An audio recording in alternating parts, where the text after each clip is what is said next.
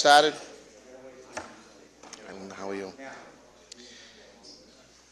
Okay, first off, I want to thank all of you joining us here today as we continue the preparation for this storm, the arrival of Winter Storm Nemo. I would like to acknowledge the elected officials that are in the room here with us today. City Councilor Anthony Zambuto, City Councilor John Correggio, City Council President Ira Novoselsky, City Councilor Richard Penta, City Councilor Brian Arrigo, City Councilor John Powers, City Councilor Steve Reardon, City Councilor Jessica Giannino, and City Councilor Bob Hass. Thank you all for being here. I believe our municipal workforce has done a tremendous job in making these preparations, and I'm confident that all has been done that can be done to minimize flooding, ensuring the safety of our residents, and expediting the cleanup process of our public buildings, streets, and sidewalks. In spite of this preparation, this is an extremely powerful storm, and I'm asking the public for their patience as we work throughout the remainder of today and probably most of tomorrow in an attempt to keep up with its impacts. Snow drifts are estimated to accumulate to heights of almost 10 feet. Visibility will be under 1/4 mile with whiteout conditions at various times. It's highly recommended that everyone, with the exception of emergency personnel, stay indoors and out of harm's way. If you live in an area prone to flooding, we have a contingency plan for evacuation. However, if you are concerned about the possibility of maybe having to be evacuated, now is the time for you to seek shelter at a friend or family member's home that would be out of these type of conditions. As you may know, a parking ban has been imposed on all designated streets. Please adhere to this parking ban so that our DPW crews, snow plows, and other apparatus, including public safety vehicles, can safely maneuver these roadways. Unfortunately, for those who do not abide by this order, you will be subject to ticketing and/or towing. Parking is available for residents that do not have off-street parking at the Wonderland train station garage at a reduced rate of $5 a day. I know many of you have already taken advantage of that, and I thank you for that. When shoveling your sidewalks, walkways, and driveways, please do not throw the snow into the street. It is illegal, and you will be fined if caught doing so. We all have to work through this storm together. It's going to be a very difficult 36 hours, but I'm confident that if we all do our share and all do our part, we'll get through it just fine. Local access cable will have information throughout the rest of today and tomorrow with updates and information along with phone numbers of who to call in the event of power outages or down power lines. Also, as always, in an emergency, use 911. I know our emergency personnel has, put on additional manpower, and they are there so that, in the event of an emergency, we're able to respond as quickly as possible. Finally, please check on your neighbors, particularly those neighbors that are disabled or senior citizens. We want to make sure that everybody, particularly in the event of any type of power outage or something like that, is safe. So if you could all take part in that, it would be greatly appreciated. With that, I just want to ask for your continued patience. I want to ask you to stay alert and stay informed. At this point, I'd like to bring up the chief of our emergency management team, Chief Gene Doherty from the Revere Fire Department.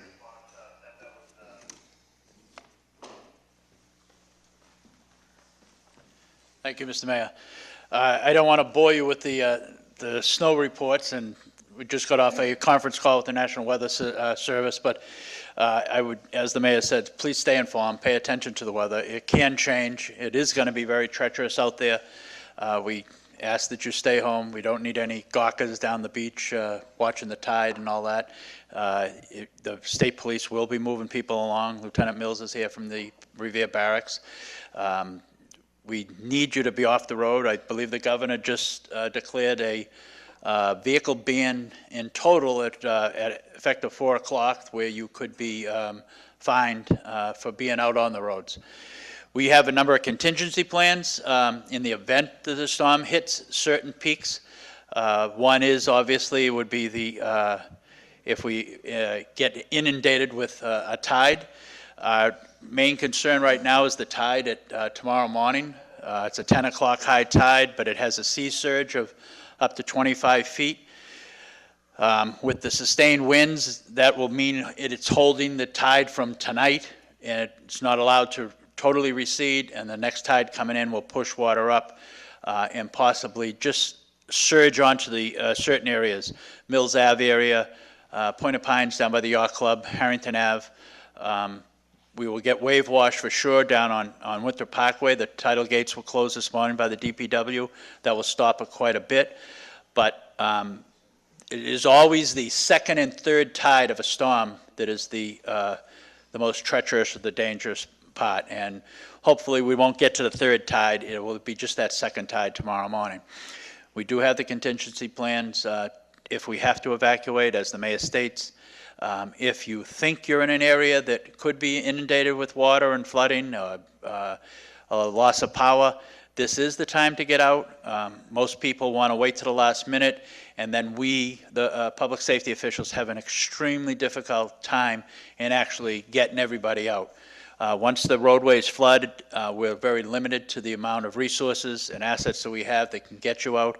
So if you have elderly parents or somebody that's disabled, this would be the time to get them out of an area that you think is going to be a problem. We will address housing authority properties that, in particular in some of the areas, the Liston Towers, we'll make an early call on that. Linda Shaw here, the Director of Housing, is here. We've talked about that. We have made arrangements with the schools through Dr. Dakin to have the schools ready if we have to either open a warming center. If people lose power, we'll have some place for them to go. We will make that announcement. We'll send out a reverse 911 call if and when we do that. If we have to change that into a shelter, we have the capabilities of starting our local shelter before the Red Cross gets in there. We have the resources to do that for up to 150 people. Again, through the schools. We'll have the school buses. We can call on the MBTA as well to help us. We have additional public safety personnel on, in particular in the fire department. In the event we believe that the weather is going to get to a point that possibly the Pines area gets cut off either by the tide and or snow drifts, which is more than likely going to happen for the boulevard at least. The tide may come up over Route 1A. We will have the Point of Pines Fire Station open. We have personnel on duty now, and we can transfer them down before it gets to the point that the Pines may be inaccessible. So I want to allay any fears to the public that are out there now. We will do everything and anything we can to alleviate any problems and be there for your calls. I would ask that if you are making a 911 call, you must make a 911 call that is an emergency. In situations such as this, we get calls because, and not to, a child, an adult child from some other town decides that their parents should have got out and they wouldn't get out, so they call us to tell us that there's a medical call and that their father is in distress and they want him out of there. And well, we go to the call and we go down to the house down on Winter Parkway, and the father tells us, get out of here, I'm not going anywhere, this is my house. So we can't, I just would say you got to be careful as to what you're going to deem as an emergency. We're going to be tied up with true emergencies, so we don't need to be going on those type calls. If it is necessary, we will be there and we'll get that person out and get him to a hospital. But you must use common sense as to what you're going to call for help.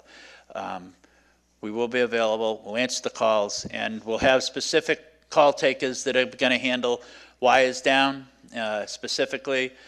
trees, debris, problems with roadways. We don't need you to call to tell us your street wasn't plowed. Superintendent Goodwin will come up at some point and explain that. There are streets that may not get plowed right away because of the amount of snow that's going to come out, hit us all at once. It's 2 to 3 inches an hour is a lot of snow. 30 inches of snow is a lot. If it's wet, they're only going to be able to do the main roads initially, and we won't get to a lot of side streets for a day or so. We will get down the street if there's an emergency. You don't have to call us to tell us your street's not plowed. The DPW knows which streets aren't plowed, and they have to handle them on a priority basis to keep the main thoroughfares open. With that, Mr. Mayor, I don't...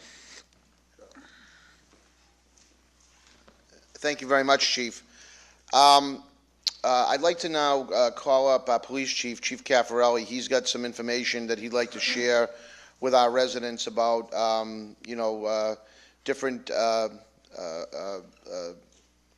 policies and procedures that he's implemented with respect to the police department. So I'd like you to hear for a couple minutes from Chief Caffarelli.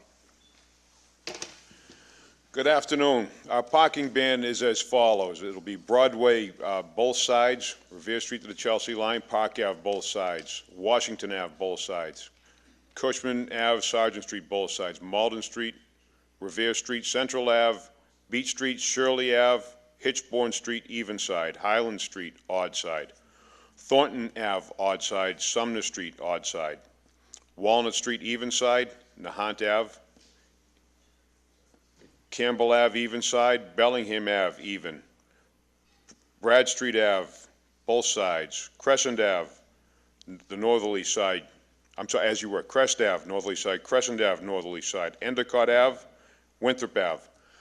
It is imperative we keep these major thoroughfares open, as Chief Doherty was saying, because your street wasn't plowed, we'll get to it. The main streets are the streets we need to keep clear.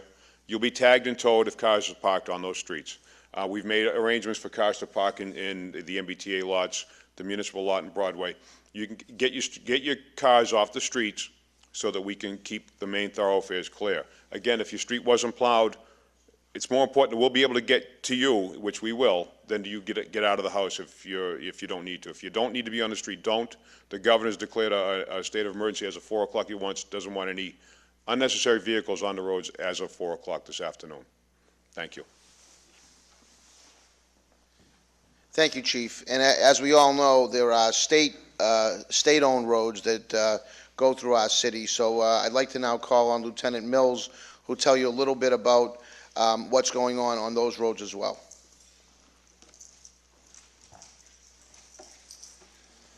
Good afternoon. Lieutenant Mills, State Police Revere.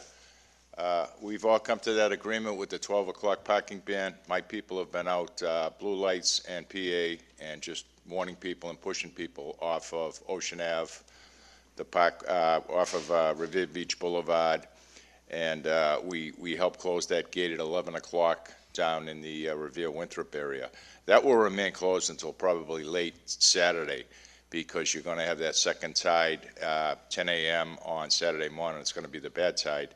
And depending on how cold it is, whether the roads are frozen, et cetera, there's going to be some work down there to get that open. So eventually the block will go up beyond the end of Short Beach, up on the Winthrop side, and the only access to Winthrop would be through the East Boston side. Now, as far as the going down to the beach, obviously you're not going to park down there, but if you're going to walk down there, remember there's only two options. You know, there's a rescue and there's a recovery. We rescue people in warm water, warm weather. The water's 42 degrees. You go in the water, you want to surf, you want to windsurf, you want to play in the beach with the waves and put yourself in harm's way. Maybe no one will see you, and maybe we won't be able to get the rescue people down there. Cars on the roadway take away from our efficiency also. So the best thing to do is hunker down and ride it out with the rest of us. If you had to come out here and work the storm, you probably wouldn't be out here, and that's what we're going to have to do. So it's not a play day. You can go out and sled down the hills and everything after all the roads are clear, and you can drive around. So just be safe and cooperate with us and let us get our job done.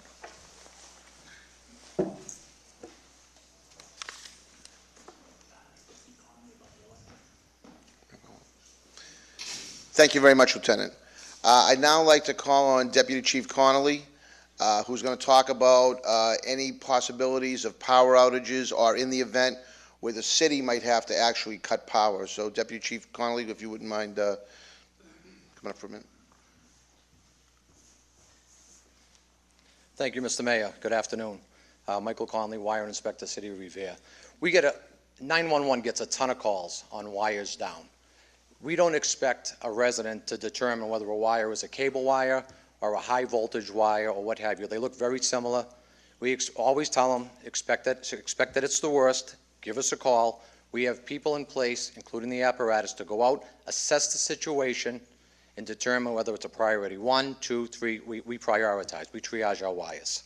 Okay? Obviously, a high tension wire would be a high priority. What a lot of the people don't understand is that National Grid or any utility will not go up in a bucket truck. It's in their contract. It's dangerous. 30 miles per hour winds or over, they do not go up. Okay? We have the ability to isolate areas such as the Pines or Beachmont or any low-lying area that would need to be isolated. We don't like to do that. That's a last option.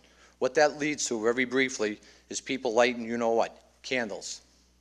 Candles lead to fires.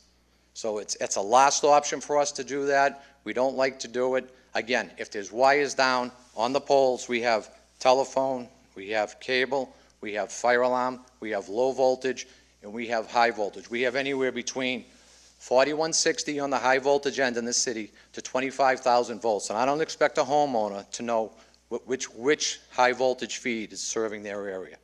All right? It's a very dangerous situation. The only thing I'd say to all the citizens, if there's wires down, stand clear of them, call 911, we'll respond, we'll determine.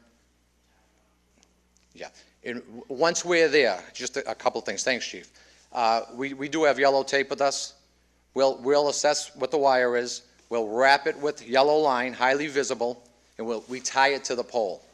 That's what we try to do to make the streets passable. A lot of times the trees come down, the streets become blocked.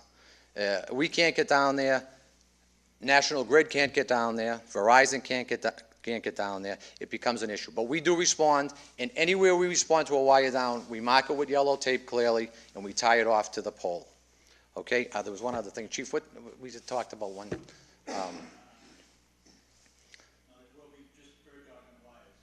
Yeah, just, again, if there's,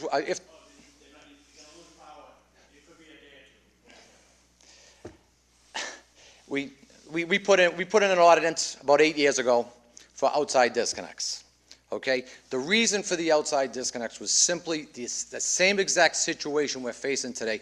Let me give you an example. Water's rising in your cellar. You're down the Pines or Beachmont and Lola. Why? Water's rising. Before we had outside disconnects, you had no option. Call the fire department. The fire department would refer it to National Grid. They clip it at the pole, okay? That person won't get their power back on for 2 weeks. Now with the outside disconnects, water's rising in the basement. You go outside, you shut your main off, you wait till your basement becomes dry, go outside, put your breaker back on, you probably lost power for 3 or 4 hours or maybe a day at the most. Okay? That was basically the reason we put that in. Not that I'm glad to see the situation here in front of us that we can say it was a good thing, but I think you might see at the end of the day that it might serve a good purpose here. Okay? Again, finally, wires down, stand clear of them, call the fire department, we respond, we mark it with yellow tape like Chief already just said, and we secure it to the pole. And that's the end of the story. Let us determine whether it's a cable wire, whether it's a high voltage wire, whether it's a secondary, a fire alarm, or a Comcast wire. And one last final thing. 80% of our wires down are cable wires. And what's the reason for that? Okay? The reason for that is that an RG6 cable wire that runs into the back of your TVs has no guy wire or messenger wire on it. So when the wet snow hits it, it takes a wire that's like this, it makes it like this, and it's all over the place. 80% of our wires are cable wires. Maybe that's something the council might want to address in the future, but you know, we come to find that out. But again, there's 20% of those wires that are very dangerous. So again, wires down, stand clear, call 911, we'll come, we'll respond, we'll triage it, we'll mark it clearly and tape it to a pole, and we'll move on to the next call. That's about it. Thank you very much. Thank you very much. You will see, there will be various emergency management personnel you'll probably see out riding around. Those, obviously, who have spoken already, I see Sergeant Giannino, who's here. He'll be out and around. Captain Guido, who's part of our emergency management team. Deputy Chief Ruggiero, Paul Simonini, and Paul Boudreau. People will be around, driving through your neighborhoods, looking for things that could be dangerous. But you probably won't see any more visibility than that of Public Works Department and their contractors. So I'd like to bring up our Superintendent of Public Works right now to tell you about some of the challenges they have and what he'd like to see from our residents here in the city. Thank you, Mr. Mayor. Our biggest obstacle during this storm is going to be obviously cars on the road. At this time, I think that people should try to take advantage of the program that we have with the MBTA for people to get their cars into that station, into the parking garage during the time of this event. Our focus mainly is going to be to keep the emergency arteries open. We're receiving reports that during portions of this storm, there's going to be zero visibility. So in the event of zero visibility, doesn't matter how much equipment you get out there on the road, it's going to be very difficult to keep the streets clear. We were focusing on the emergency arteries. We have plenty of equipment that might take a day or so to catch up to get everything back to normal, but we are prepared. The men have been working very hard the last couple of days. We've also looked towards flooding possibilities. The Point of Pines, obviously we're concerned about Mills Ave and the Rice Ave area. We're going to have a piece of heavy equipment stationed down there in the event that, you know, they do get isolated from 1A in the boulevard, which will allow us to clear as much snow and keep that pumping station on Rice Avenue available in case of flooding. We will have Northern Tree, principal tree removal contract, on site at the City of Revere before the storm even hits. So they'll be here for that matter. Please do not go out during the storm because you feel you need to be somewhere or go somewhere. The biggest problem we have with snow removal is people that try to go out and they get stuck and they have abandoned cars all over the city. Abandoned cars are one of the biggest reasons that a lot of areas of the city get bogged down for their snow removal. Once you get in there, the tow trucks can't get in. We have to dig out those cars. You're taking resources away from other areas that we could be used to keep the streets open. So please, if you have a car on the street and you have the opportunity to park it in your driveway, if you can fit 3 cars in your driveway, put 3 cars in your driveway. The more cars we can get off the street, the better off we are. We will be manning our phones 24/7, so we'll be taking every phone call that comes. I'm in direct contact with Officer Giannino, Captain Guido, Chief Caffarelli, Chief Doherty. We have a great emergency management team here. We will get to the problems. It will take some time, but there will be times during the storm that you will look out and see that the street needs some serious attention for snow removal. Just give us some time. Hopefully it won't be as bad as they're predicting, but it seems as though it is going to be as bad as it is. So you need to prepare for the worst. Don't take this lightly. It's a very severe storm, and we want everybody to stay home, stay safe, and make everybody's job much easier on this end. Thank you very much.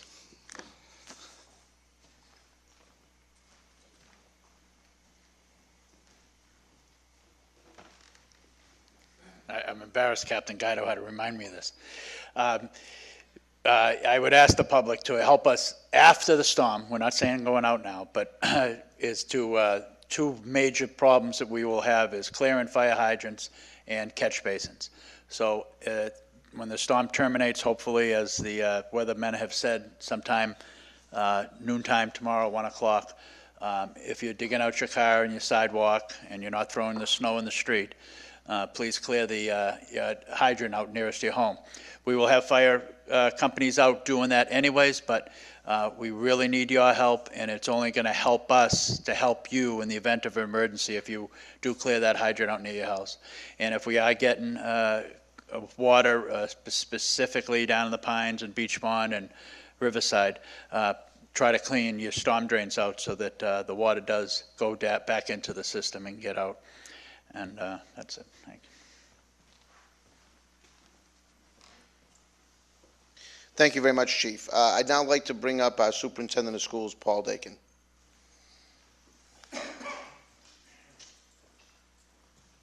Well, the schools are packed away and safe. Carl Svensson, the Director of Plant and Maintenance, has a plan together to keep opening the areas we may need in case of sheltering folks at the high school or another area. Bob Farrell has arranged to have bus drivers on call and ready to go as well. So schools are safe, kids were safe today, despite my instinct that we could have got in a half day. I think we could have, but we played it safe. But that same instinct tells me that Monday morning we may still even have a problem if it hits as it does. So we'll have to, as everybody has said, stay safe and keep safe. One other factor that often gets missed in something like this, there are people that park in the school lots after school hours and over weekends. Please do not do that. We have to have the lots cleared. Our hope is to have everything cleaned up so that we can be in school on Monday. So to everybody, please be safe.